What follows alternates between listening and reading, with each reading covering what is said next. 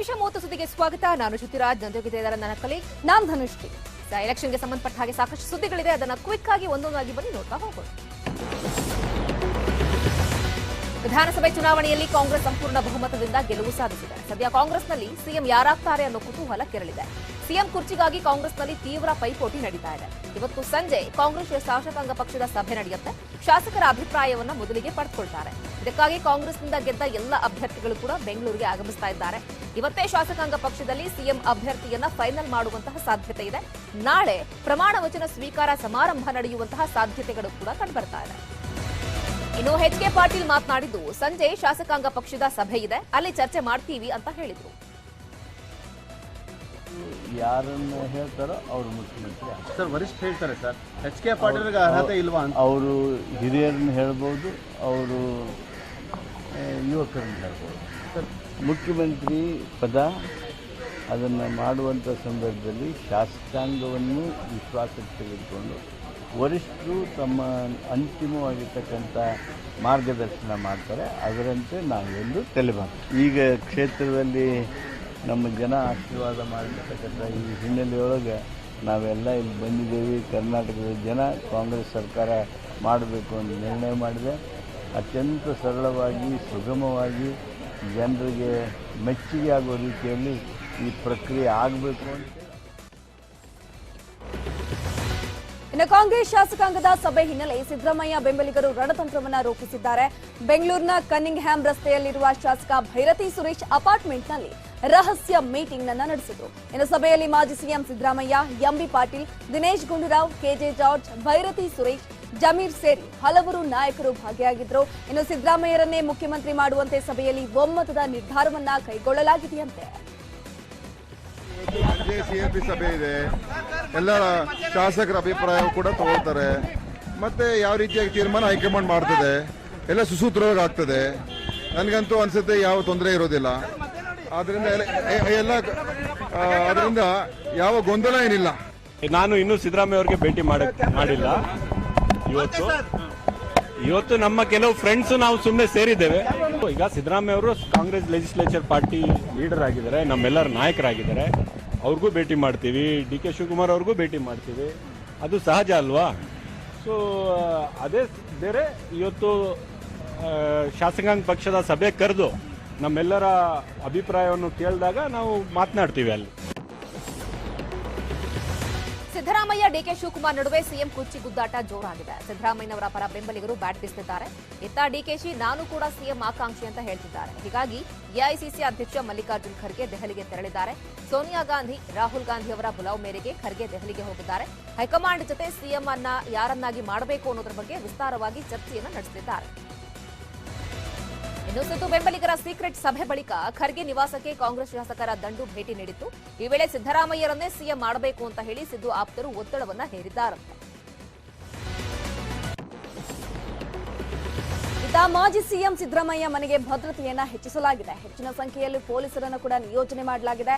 ಹಾಗೆ ಅವರ ಮನೆ ಮುಂದೆ ಮುಂದಿನ ಸಿಎಂ ಎಂದು ಪೋಸ್ಟರ್ ಕೂಡ ಹಾಕಲಾಗಿದೆ. ಇತ್ತ ಮಾಜಿ ಸಿಎಂ ಸಿದ್ದರಾಮಯ್ಯ ನಿವಾಸದತ್ತ ಶಾಸಕರ ದಂಡೇ ಬರ್ತಿದೆ. ಶಾಸಕ ಕೃಷ್ಣ ಭೈರೇಗೌಡ, ರಾಘವೇಂದ್ರ ಹಿಟ್ನಲ್ ಆಗಮಿಸಿ ಸಿದ್ದು ಜೊತೆ ಮಾತುಕತೆಯನ್ನ ನಡೆಸಿದ್ರು. ಇನ್ನು ಕೆಪಿಸಿಸಿ ಅಧ್ಯಕ್ಷ ಡಿಕೆ ಶಿವಕುಮಾರ್ ತುಮಕೂರಿನ ನೊಡವಿನ ಕೆರೆಯ ಕಾಡಸಿದ್ದೇಶ್ವರ ಮಠಕ್ಕೆ ಭೇಟಿ ನೀಡಿ ಕರಿಬಸವ ಶ್ರೀಗಳ ಆಶೀರ್ವಾದವನ್ನ ಪಡೆದುಕೊಂಡರು. ಚುನಾವಣೆಯಲ್ಲಿ ಗೆದ್ದ ಬಳಿಕ ಡಿಕೆಶಿ ಕರಿಬಸವ ಶ್ರೀಗಳ ಗದ್ದುಗೆಯಲ್ಲಿ ವಿಶೇಷ ಪೂಜೆಯನ್ನ ನೆರವೇರಿಸಿದ್ರು. ಪತ್ನಿ ಉಷಾ, ಪುತ್ರ ಆಕಾಶ್, ಪುತ್ರಿ ಐಶ್ವರ್ಯ ಸೇರಿದಂತೆ ಕುಟುಂಬ ಸಮೇತರಾಗಿ ಬಂದು ಪೂಜೆಯನ್ನ ಸಲ್ಲಿಸಿದ್ದಾರೆ. ಇನ್ನು ಸಿಎಂ ಕುರ್ಚಿಗೆ ಬಲವಾಗಿ ಡಿಕೆ ಶಿವಕುಮಾರ್ ಬಿಗಿಪಟ್ಟು ಹಿಡಿದಿದ್ದಾರೆ. ಹಲವು ಬಾರಿ ಪಕ್ಷದ ವಿಚಾರದಲ್ಲಿ ನಾನು ಸೋತಿದ್ದೇನೆ. ನಾನು ಸೋತು ಸಿದ್ದರಾಮಯ್ಯ ಅವರಿಗೆ ಸಹಕಾರವನ್ನು ಕೊಟ್ಟಿದ್ದೇನೆ. ಅವರು ಕೂಡ ನನಗೆ ಈ ಬಾರಿ ಸಹಕಾರ ಕೊಡುವ ವಿಶ್ವಾಸ ಇದೆ. ಪರೋಕ್ಷವಾಗಿ ನಾನೇ ಸಿಎಂ ಆಗಬೇಕು ಅಂತ ಹೇಳಿ ಡಿಕೆಶಿ ಹೇಳಿದ್ದಾರೆ.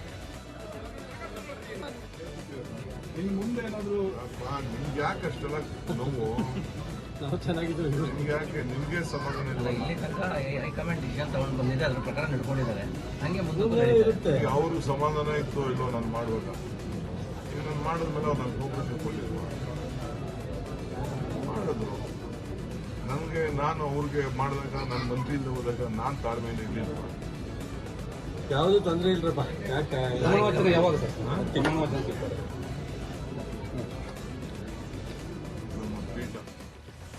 ಇನ್ನು ಡಿಕೆ ಶಿವಕುಮಾರ್ ಅವರು ನಾಡಿನ ಸಿಎಂ ಆಗಲಿ ಅಂತ ನಮ್ಮ ಅಭಿಲಾಷೆ. ಅವರು ಸಿಎಂ ಆಗ್ತಾರೆ, ಅವರು ಸಿಎಂ ಆಗಿ ರೈತ ಪರವಾಗಿ ಕೆಲಸ ಮಾಡ್ತಾರೆ ಅಂತ ಕನಕಪುರದ ಮರಳಯ್ಯ ಮಠದ ಮುಮ್ಮಡಿ ಶಿವರುದ್ರಪ್ಪ ಶ್ರೀಗಳು ಹೇಳಿಕೆಯನ್ನು ಕೊಟ್ಟಿದ್ದಾರೆ.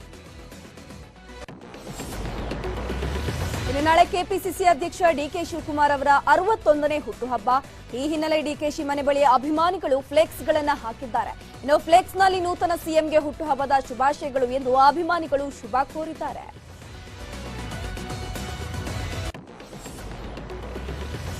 ಸಿಎಂ ಆಯ್ಕೆ ಬಗ್ಗೆ ಕಾಂಗ್ರೆಸ್ನ ಶಾಸಕ ಕೃಷ್ಣ ಭೈರೇಗೌಡ ಮಾತನಾಡಿದ್ದಾರೆ. ಶಾಸಕಾಂಗ ಪಕ್ಷದ ಸಭೆಯಲ್ಲಿ ಸಿಎಂ ಯಾರಾಗಬೇಕು ಅಂತ ಹೇಳಿ ತೀರ್ಮಾನ ಆಗತ್ತೆ.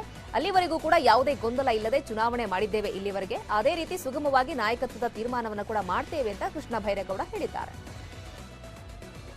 ನಮ್ಮ ಪಕ್ಷದಲ್ಲಿ ಯಾರು ಮುಖ್ಯಮಂತ್ರಿ ಆಗಬೇಕು ಅನ್ನುವ ತೀರ್ಮಾನವನ್ನ ಇಂದು ಶಾಸಕಾಂಗ ಸಭೆ ಸೇರ್ತಾ ಇದೆ. ಇಂದು ನಾಳೆ ಶಾಸಕಾಂಗ ಸಭೆಯಲ್ಲಿ ಚರ್ಚೆ ಮಾಡಿ ಶಾಸಕರ ಅಭಿಪ್ರಾಯವನ್ನು ಪಡ್ಕೊಂಡು ಕೇಂದ್ರದಲ್ಲಿ ವರಿಷ್ಠರ ಮಾರ್ಗದರ್ಶನದಲ್ಲಿ ನಾವು ತೀರ್ಮಾನವನ್ನು ಮಾಡ್ತೇವೆ. ನಾಯಕತ್ವದ ಪ್ರಶ್ನೆಯನ್ನು ಆಂತರಿಕವಾಗಿ 4 ಕೋಣೆಯ ಮಧ್ಯ ಕೂತು ನಾವು ಸುಗಮವಾಗಿ ಬಗೆಹರಿಸಿಕೊಂಡು ಜನತೆಯ ನಂಬಿಕೆಗೆ ತಕ್ಕ ಹಾಗೆ ನಾವು ನಡ್ಕೊಳ್ತೀವಿ. ಮಲ್ಲಿಕಾರ್ಜುನ ಖರ್ಗೆಯವರು ದೆಹಲಿಗೆ ಹೋಗೋದ್ರಲ್ಲಿ ಆಶ್ಚರ್ಯ ಏನಿದೆ? ಹೀಗಂತ ಎಐಸಿಸಿ ಅಧ್ಯಕ್ಷರು ಸಿಎಂ ಆಯ್ಕೆ ರಾಷ್ಟ್ರೀಯ ನಾಯಕರೆಲ್ಲ ಕುಳಿತು ನಿರ್ಧಾರವನ್ನ ಮಾಡ್ತಾರೆ ಅಂತ ಪ್ರಿಯಾಂಕ್ ಖರ್ಗೆ ಅವರು ಹೇಳಿಕೆಯನ್ನ ನೀಡಿದ್ದಾರೆ.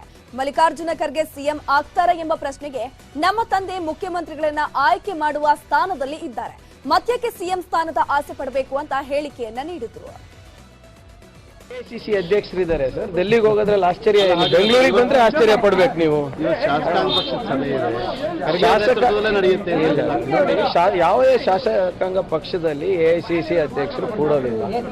ಏನಾದರೂ ವಿಶೇಷವಾದಂಥ ಆಹ್ವಾನ ಮಾಡಿದ್ರೆ ಮಾತ್ರ ಬರ್ಲಿಕ್ಕೆ ಸಾಧ್ಯ ಇರ್ತದೆ. ಇವತ್ತು ಅವ್ರಿಗೆ ಬೇರೆ ಕೆಲಸದಿಂದ ಅವರು ಡೆಲ್ಲಿಗೆ ಹೋಗಿದ್ರಲ್ಲಿ ಅದರಲ್ಲಿ ಯಾವುದೇ ಆಶ್ಚರ್ಯನೂ ಪಡಬೇಕಾಗಿಲ್ಲ, ಆತಂಕನೂ ಪಡಬೇಕಾಗಿಲ್ಲ. ನೋಡಿ, ಅಭಿಪ್ರಾಯ ಸಂಗ್ರಹಣೆ ಮಾಡೋದು ಅಬ್ಸರ್ವರ್ಸ್, ಎಐಸಿಸಿ ಅಧ್ಯಕ್ಷರಲ್ಲ. ಈಗ ಬಹುಶಃ ಇನ್ನು ಕೆಲವು ಗಂಟೆಗಳಲ್ಲಿ ಅಬ್ಸರ್ವರ್ಸ್ನ ನೇಮಕ ಮಾಡ್ತಾರೆ. ಅದಾದಮೇಲೆ ಇದು ಶಾಸಕಾಂಗ ಏನು ನಮ್ಮ CLP ನಡೀತದೆ. ಅದಾದಮೇಲೆ ಏನು ನಿರ್ಣಯಗಳು ತಗೋಬೇಕು. ಕುಂದಾನಗರಿ ಬೆಳಗಾವಿಯಲ್ಲಿ ಕಾಂಗ್ರೆಸ್ ಈ ಬಾರಿ ಕಮಾಲ್ ಮಾಡಿದೆ. 18 ಕ್ಷೇತ್ರಗಳ ಪೈಕಿ 11 ಕ್ಷೇತ್ರಗಳಲ್ಲಿ ಕಾಂಗ್ರೆಸ್ ಜಯಭೇರಿ ಬಾರಿಸಿದೆ. ಈ ಕುರಿತು ಮಾತನಾಡಿರುವ ಲಕ್ಷ್ಮೀ ಹೆಬ್ಬಾಳ್ಕರ್, ಲಕ್ಷ್ಮಣ್ ಸವದಿ 11 ಜಿಲ್ಲೆಯ 11 ಕಾಂಗ್ರೆಸ್ ಅಭ್ಯರ್ಥಿಗಳು ಗೆದ್ದಿದ್ದು ಖುಷಿಯಾಗಿದೆ ಅಂತ ಹೇಳಿದ್ದಾರೆ. ಏನು ನಾವು ಹೈಕಮಾಂಡ್ಗೆ, ನಮ್ಮ ಪಕ್ಷದ ಅಧ್ಯಕ್ಷರಾದಂಥ ಡಿ ಕೆ ಶಿವಕುಮಾರ್ ಅವರಿಗೆ, CLP ನಾಯಕರಾದಂಥ ಸಿದ್ದರಾಮಯ್ಯ ಸಾಹೇಬರಿಗೆ ನಾವೊಂದು ಭಾಷೆಯನ್ನು ಕೊಟ್ಟಿದ್ದೀವಿ. ಬೆಳಗಾವಿ ಜಿಲ್ಲೆಯ ಎಲ್ಲ ಮುಖಂಡರು ಕಲೆಕ್ಟಿವ್ ಲೀಡರ್ಶಿಪ್ನಲ್ಲಿ ಸತೀಶಣ್ಣ ಜಾರಕಿಹೊಳಿ ಅವರ ನೇತೃತ್ವದಲ್ಲಿ ಜಿಲ್ಲೆಯಲ್ಲಿ ಕನಿಷ್ಠ 12 ಸೀಟ್ಗಳನ್ನ ನಾವು ತಗೊಂಡು ಹೋಗ್ತೀವಿ ಅಂತ. ಬೆಳಗಾವಿ ಜಿಲ್ಲೆ ರಾಜಕಾರಣದ ಇತಿಹಾಸದಲ್ಲಿ ಇಷ್ಟೊಂದು 11 ಸೀಟ್ಗಳು ಕಾಂಗ್ರೆಸ್ ಸೀಟ್ಗಳು ಇನ್ನೂವರೆಗೂ ಬಂದಿರಲಿಲ್ಲ.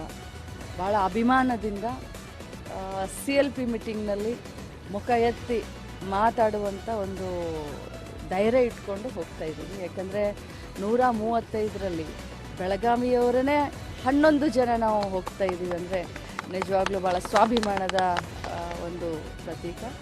ಖುಷಿಯಿಂದ ಹೋಗ್ತೀವಿ. ಇಡೀ ರಾಜ್ಯದಲ್ಲಿ ಜನ ಇವತ್ತು ಕಾಂಗ್ರೆಸ್ ಪರವಾಗಿ ಆಶೀರ್ವಾದ ಮಾಡಿದ್ದಾರೆ. ಜನರ ಪ್ರೀತಿಯನ್ನು ಗಳಿಸೋದ್ರ ಜೊತೆಗೆ ಅವ್ರ ವಿಶ್ವಾಸವನ್ನು ಉಳಿಸ್ತಕ್ಕಂಥ ಕೆಲಸವನ್ನು ನಾವೆಲ್ಲರೂ ಸೇರಿ ಮಾಡ್ತೇವೆ. ಬೆಳಗಾವಿದೇನು ವಿಶೇಷ ಇರಲ್ಲ, ಆದರೆ ಹಿಂದಿಗಿಂತಲೂ ಹೆಚ್ಚಿನ ಒಂದು ಆಶೀರ್ವಾದ ಜನ ಬೆಳಗಾವಿ ಜಿಲ್ಲೆಯಲ್ಲಿ ಮಾಡಿದ್ದಾರೆ. ಅದರಿಂದ ಕಾಂಗ್ರೆಸ್ ಪಕ್ಷ ಅದಕ್ಕೆ ಸಂಪೂರ್ಣವಾಗಿ ಅವರಿಗೆ ಇಡೀ ಜಿಲ್ಲೆಯ ಜನತೆಗೆ ನಾವು ಅಭಿನಂದನೆ ಹೇಳ್ತೀವಿ. ನಾವು ಎಲ್ಲ ಒಟ್ಟು ಜಿಲ್ಲೆಯ ಮತದಾರರಿಗೆ ನಾವು ಕಾಂಗ್ರೆಸ್ ಪಕ್ಷದ ಪರವಾಗಿ ನಾವು ಅಭಿನಂದನೆ ಹೇಳ್ತೀವಿ. ಕಾಂಗ್ರೆಸ್ನಿಂದ ಸ್ಪರ್ಧಿಸಿ ಸೋತಿರೋ ಜಗದೀಶ್ ಶೆಟ್ಟರ್ಗೆ ಉನ್ನತ ಸ್ಥಾನ ನೀಡೋ ಬಗ್ಗೆ ಹೈಕಮಾಂಡ್ ನಿರ್ಧರಿಸುತ್ತೆ ಅಂತ ಲಕ್ಷ್ಮಣ್ ಸವದಿ ಅವರು ಹೇಳಿಕೆಯನ್ನ ನೀಡಿದ್ದಾರೆ. ಬಿಜೆಪಿಯಿಂದ ಬಂಡಾಯವೆದ್ದು ಸವದಿ ಹಾಗೂ ಶೆಟ್ಟರ್ ಇಬ್ರು ಹೋಗಿದ್ರು. ಆದರೆ ಧಾರವಾಡ ಸೆಂಟ್ರಲ್ನಲ್ಲಿ ಶೆಟ್ಟರ್ ಸೋತಿದ್ದಾರೆ. ಅವರಿಗೆ ಉನ್ನತ ಸ್ಥಾನಮಾನ ನೀಡೋ ಬಗ್ಗೆ ಕಾಂಗ್ರೆಸ್ ಹೈಕಮಾಂಡ್ ನಿರ್ಧಾರವನ್ನ ಮಾಡುತ್ತೆ. ಈ ಬಗ್ಗೆ ನಾನೇನು ಹೇಳೋಕ್ಕೂ ಆಗಲ್ಲ, ನಾನು ಕೂಡ ಹೊಸದಾಗಿ ಪಕ್ಷಕ್ಕೆ ಬಂದಿದ್ದೇನೆ ಅಂತ ಅಂದ್ರು. ಅದು ಹೈಕಮಾಂಡ್. ನಾವು ಇತ್ತೀಚೆಗೆ ಪಕ್ಷಕ್ಕೆ ಸೇರಿರ್ತಕ್ಕಂಥವ್ರು ಅಲ್ಲೆಲ್ಲ ನಾವು ಈಗ ಅದ್ರ ಬಗ್ಗೆ ನಾವು ಹೇಳ್ತಕ್ಕಂಥದ್ದು ಸರಿಯಲ್ಲ. ಅದ್ರ ಬಗ್ಗೆ ಪಕ್ಷದ ವರಿಷ್ಠರು ತೀರ್ಮಾನ. ವಿಧಾನಸಭೆಯ ಚುನಾವಣಾ ಸೋಲಿನ ಅವಲೋಕನಕ್ಕೆ ರಾಜ್ಯ ಬಿಜೆಪಿ ನಾಯಕರು ಮುಂದಾಗಿದ್ದಾರೆ. ಬೆಂಗಳೂರಿನ ಮಲ್ಲೇಶ್ವರಂನಲ್ಲಿರುವ ಮುಖ್ಯ ಕಚೇರಿಯಲ್ಲಿ ಸಭೆ ನಡೆಸಿದ್ದಾರೆ. ಬಸವರಾಜ ಬೊಮ್ಮಾಯಿ, ನಳಿನ್ ಕುಮಾರ್ ಕಟೀಲ್ ನೇತೃತ್ವದಲ್ಲಿ ಸಭೆ ನಡೀತಾ ಇದೆ. ಶಾಸಕ ಮುನಿರತ್ನ, ರವಿ ಸುಬ್ರಹ್ಮಣ್ಯ ಸೇರಿದಂತೆ ಪಕ್ಷದ ರಾಜ್ಯ ಪದಾಧಿಕಾರಿಗಳು ಕೂಡ ಸಭೆಯಲ್ಲಿ ಭಾಗಿಯಾಗಿದ್ದಾರೆ. ಆತ್ಮಾವಲೋಕನ ಸಭೆಗೆ ಮಾಜಿ ಸಿಎಂ ಬಿಎಸ್ವೈ ಗೈರಾಗಿದ್ದಾರೆ. ಇನ್ನು ಕಾಂಗ್ರೆಸ್ನಲ್ಲಿ ಸಿಎಂಗಾಗಿ ಸಿದ್ದು ಡಿಕೆಶಿ ನಡುವೆ ಫೈಟ್ ವಿಚಾರಕ್ಕೆ ಬೊಮ್ಮಾಯಿ ರಿಯಾಕ್ಟ್ ಮಾಡಿದ್ದು, ನಗುತ್ತಲೇ ಅವರಿಬ್ಬರಿಗೂ ಕೂಡ ಆಲ್ ದಿ ಬೆಸ್ಟ್ ಅಂತ ಟಾಂಗ್ ಕೊಟ್ಟಿದ್ದಾರೆ. ನೀವೊಬ್ಬರು ಸ್ನೇಹಿತರಾಗಿ ಡಿ.ಕೆ. ಶಿವಕುಮಾರ್ ಸಿದ್ದರಾಮಯ್ಯ ಎಂದು ಇಷ್ಟಪಡ್ತಾರೆ. ನಾನು ಇಬ್ಬರಿಗೂ ಆಲ್ ದ ಬೆಸ್ಟ್ ಹೇಳ್ತೀನಿ.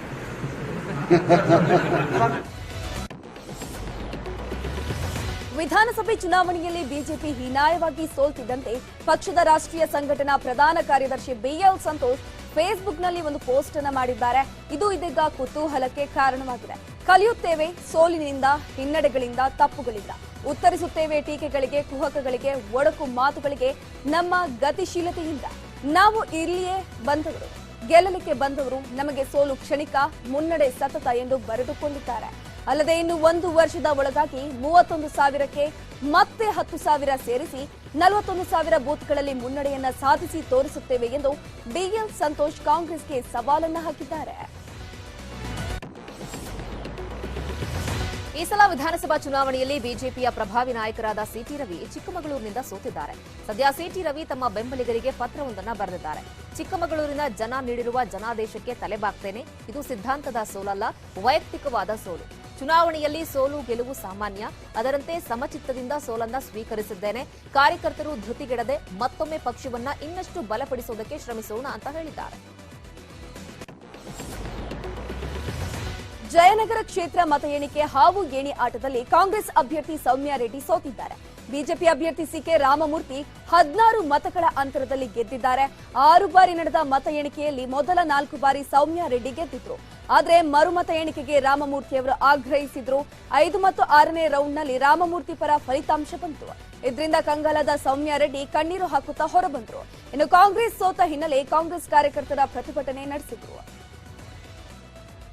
ಇನ್ನು ಮೋಸ ಕುತಂತ್ರದಿಂದ ನನ್ನ ಮಗಳ ಸೋಲಾಗಿದೆ.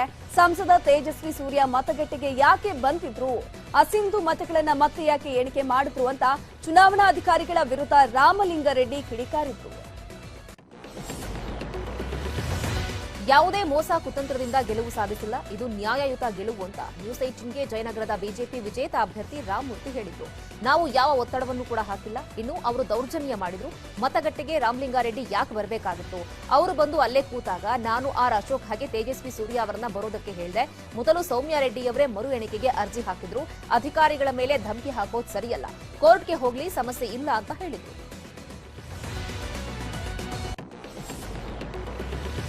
ಇನ್ನು ಚಿಕ್ಕಬಳ್ಳಾಪುರದಲ್ಲಿ ಬಿಜೆಪಿ ಪ್ರಬಲ ನಾಯಕ ಡಾಕ್ಟರ್ ಕೆ ಸುಧಾಕರ್ ವಿರುದ್ಧ ಕಾಂಗ್ರೆಸ್ನ ಪ್ರದೀಪ್ ಈಶ್ವರ್ಗೆ ಗೆದ್ದು ಬೀಗಿದ್ದಾರೆ. ಇನ್ನು ಪ್ರದೀಪ್ ಈಶ್ವರ್ ಎಐಸಿಸಿ ಅಧ್ಯಕ್ಷ ಖರ್ಗೆ ಅವರನ್ನ ಭೇಟಿಯಾದರು. ಇನ್ನು ಈ ವೇಳೆ ಮಾತನಾಡಿದ ಪ್ರದೀಪ್ ಈಶ್ವರ್, ನಾನು ಸಚಿವಾಕಾಂಕ್ಷಿ ಅಲ್ಲ, ನನ್ನ ಕ್ಷೇತ್ರಕ್ಕೆ ನಾನು ಶಾಸಕನಾಗಿರುತ್ತೇನೆ ಅಂತ ಹೇಳಿಕೆಯನ್ನ ನೀಡಿದರು.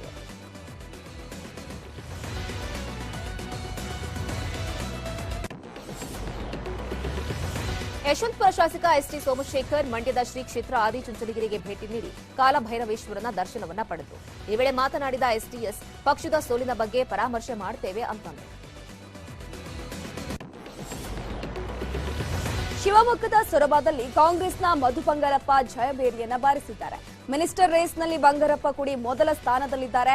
ಯಾಕಂದ್ರೆ ರಾಹುಲ್ ಗಾಂಧಿ ಜೊತೆ ಮಧು ಬಂಗಾರಪ್ಪ ಉತ್ತಮ ಬಾಂಧವ್ಯವನ್ನ ಹೊಂದಿದ್ದಾರೆ. ಅಲ್ಲದೆ ಮಧು ಬಂಗಾರಪ್ಪ ಭಟ್ಕಳ, ಸಾಗರ, ಶಿರಸಿ ಕ್ಷೇತ್ರಗಳಲ್ಲಿ ಕಾಂಗ್ರೆಸ್ ಗೆಲುವಿನ ರೂವಾರಿಯಾಗಿದ್ದಾರೆ.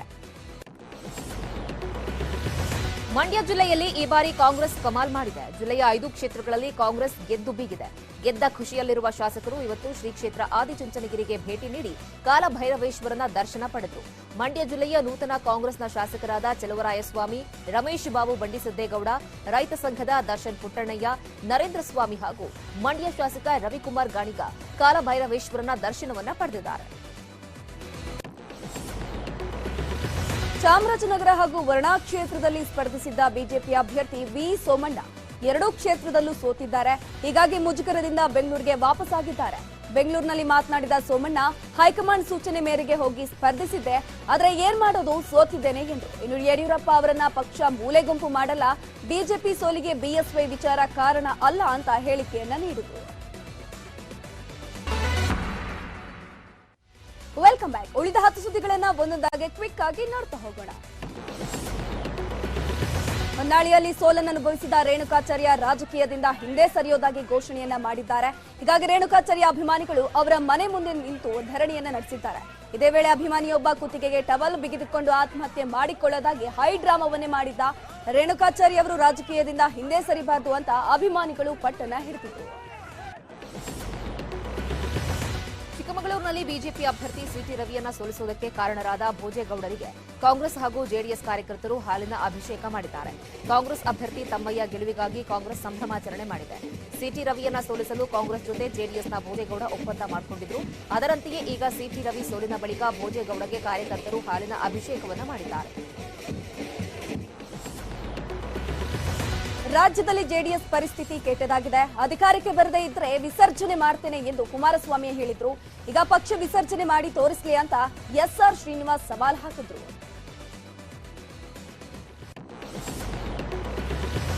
ಹಾವೇರಿ ಜಿಲ್ಲೆಯ ಹಿರೇಕೆರೂರಿನಲ್ಲಿ ಬಿಸಿ ಪಾಟೀಲ್ ಸೋತಿದ್ದಾರೆ. ಹೀಗಾಗಿ ಬಿಸಿ ಪಾಟೀಲ್ ಮನೆಗೆ ಆಗಮಿಸಿ ಕಾರ್ಯಕರ್ತರು ಸಾಂತ್ವನ ಹೇಳಿದ್ದಾರೆ. ಸರ್, ನಿಮ್ಮೊಂದಿಗೆ ನಾವಿದ್ದೇವೆ ಅಂತ ಹೇಳಿ ತಬ್ಬಿಕೊಂಡು ಕಣ್ಣೀರನ್ನ ಹಾಕಿದ್ದಾರೆ. ತಮಿಳುನಾಡು ಗಡಿಯಲ್ಲಿ ಕಾಡಾನೆಗಳ ಹಾವಳಿ ಹೆಚ್ಚಾಗಿದೆ. ನಿನ್ನೆ ಹೊಸೂರು ಸಮೀಪದ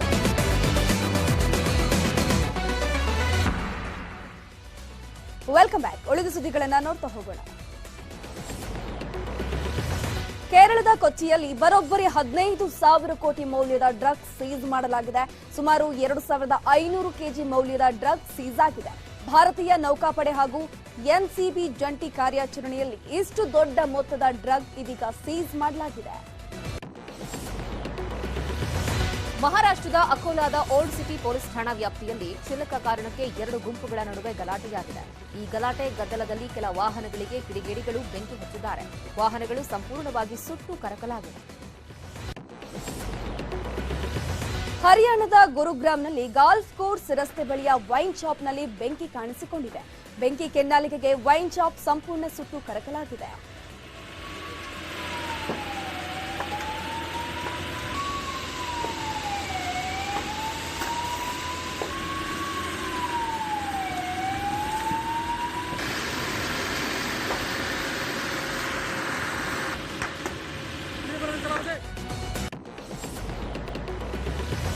ಐಪಿಎಲ್ನ 60ನೇ ಪಂದ್ಯದಲ್ಲಿ ರಾಯಲ್ ಚಾಲೆಂಜರ್ಸ್ ಬೆಂಗಳೂರು ಹಾಗೂ ರಾಜಸ್ಥಾನ್ ರಾಯಲ್ಸ್ ತಂಡಗಳು ಮುಖಾಮುಖಿಯಾಗಲಿದೆ.